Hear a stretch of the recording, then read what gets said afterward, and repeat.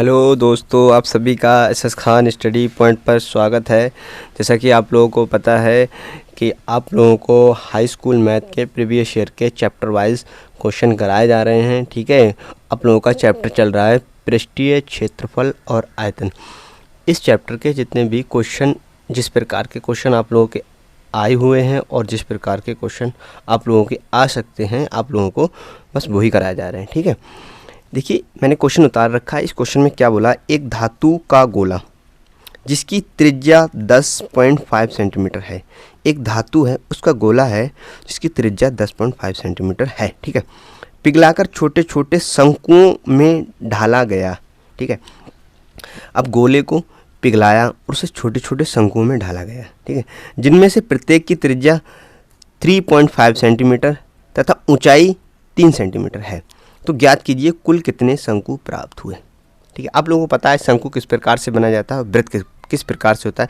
वृत्त को पिघलाकर छोटे छोटे शंकुओं में ढाला गया है और जिसकी त्रिज्या, ठीक है, 3.5 सेंटीमीटर तथा ऊंचाई 3 सेंटीमीटर दे रखी है।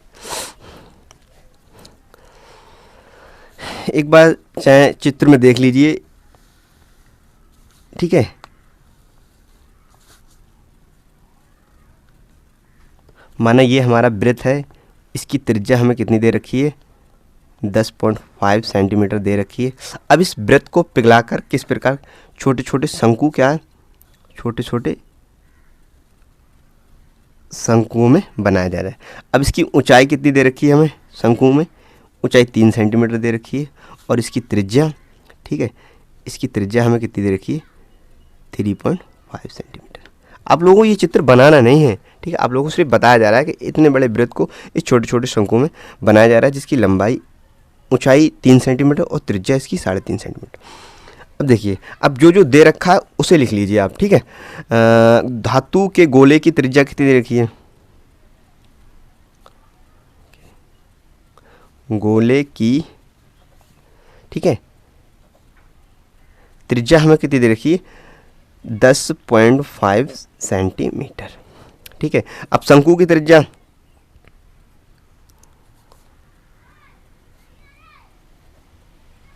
शंकु की त्रिज्या कितनी दे रखी है, इसे भी आर से लिखते हैं, इसे भी आर से लिखते हैं। ये कितनी दे रखी है, 3.5 सेंटीमीटर।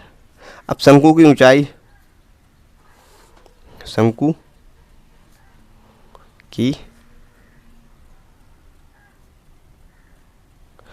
की ऊंचाई h कितनी दे रखी है, 3 सेंटीमीटर। ठीक है, माना गोले को पिघलाकर बनने वाले शंकुओं की संख्या n है। माना हमने, ठीक है, धातु के गोले को, ठीक है, पिघलाकर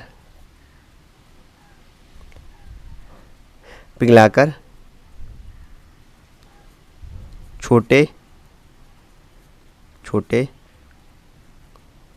शंकुओं की संख्या n है। ठीक है, ठीक है, तो गोले का आयतन क्या होता है। अब देखिए, गोले का आयतन बराबर, गोले का आयतन बराबर होता है n शंकुओं का आयतन।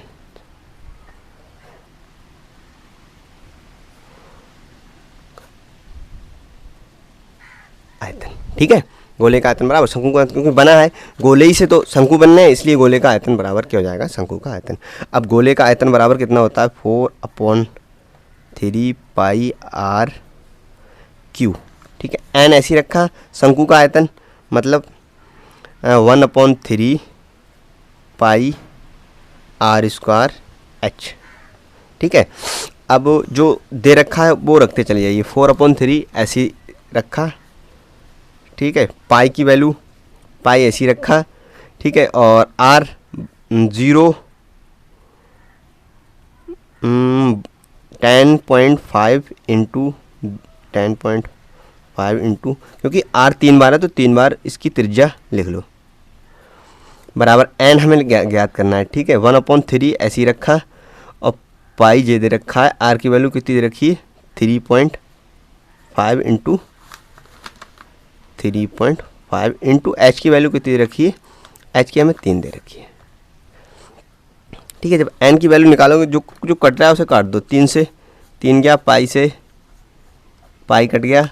ठीक है, और भी कुछ कट रहा है, अब बाकी ऐसे ही रहने दो। एन की जब वैल्यू निकालोगे तो क्या हो जाएगा, 4 इंटू 10.5 इंटू 10.5 इंटू 10.5 और ठीक है, और जे क्या आ जाएगा, इसके नीचे आ जाएगा 3.5 इंटू 3.5 इंटू 3।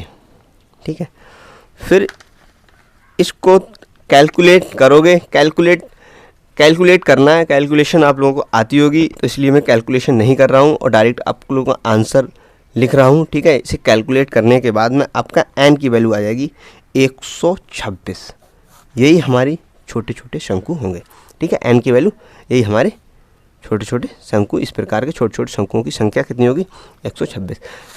एक बार फिर से देखिए, एक धातु का बड़ा गोला है, माना धातु का बड़ा गोला, इसकी त्रिज्या इतनी दे रखी है, इसे पिघलाकर छोटे छोटे शंकु बनाए जाते हैं जिसकी ऊंचाई 3 है और इसकी त्रिज्या 3.5 है। ठीक है, सब कुछ लिख लिया। माना धातु के गोले को पिघलाकर छोटे छोटे शंकुओं की संख्या n है, मतलब ये धातु का गोला है, इसे पिघलाकर कितने शंकु बनाए जाएंगे, मान लिया कि n शंकु बनाए जाएंगे। ठीक है, तो गोले का आयतन किसके बराबर है, शंकुओं के आयतन के, क्योंकि गोले से शंकु बनाए जा रहे हैं। ठीक है, गोले का आयतन ये होता है, शंकु का आयतन ये होता है। ठीक है, अब बाकी जो कैलकुलेशन करना है वो इसमें सिर्फ कैलकुलेशन की गई है और आप लोगों को समझ में आ गया होगा। ठीक है, और बस यहाँ पे कैलकुलेशन करने के बाद एन की वैल्यू जो आएगी वही हमारा क्या होगा, आंसर होगा। आप लोगों को अगर वीडियो पसंद आई हो तो शेयर करें, कमेंट करें, चैनल को सब्सक्राइब